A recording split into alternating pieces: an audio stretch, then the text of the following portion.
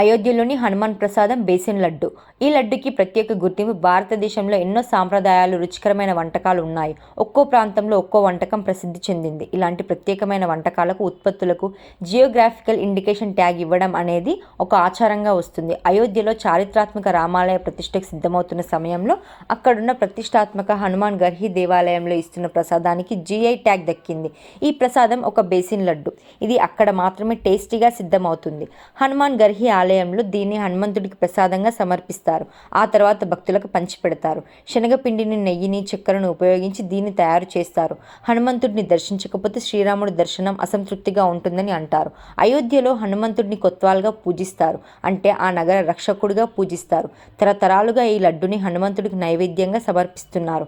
అయోధ్య వెళ్లిన వారు ఎవరైనా ఈ ప్రత్యేక లడ్డును ప్రసాదంగా స్వీకరించి రుచి చూశాకే తిరిగి వస్తారు. శనగపిండిని కళాయిలో వేసి కాసేపు వేయించాక అందులో నెయ్యి, చక్కెర కలిపి ఈ లడ్డును తయారు చేస్తారు. ఈ లడ్డుని ఎన్నో ప్రాంతాల్లో తయారు చేస్తారు. కానీ ఈ హనుమాన్ ఆలయంలో ఇచ్చే లడ్డు మాత్రం చాలా ప్రత్యేకంగా, రుచిగా ఉంటుంది. ఈ లడ్డుకి జియోగ్రాఫికల్ ఇండికేషన్ ట్యాగ్ దక్కడం పట్ల లడ్డు తయారీదారులు ఎంతో ఆనందాన్ని వ్యక్తం చేస్తున్నారు. ఇప్పుడు ఇది జాతీయ స్థాయిలో గుర్తింపు తెచ్చుకుంటుంది ఈ లడ్డు. అంతేకాదు, ధర కూడా పెరిగే అవకాశం ఉంది.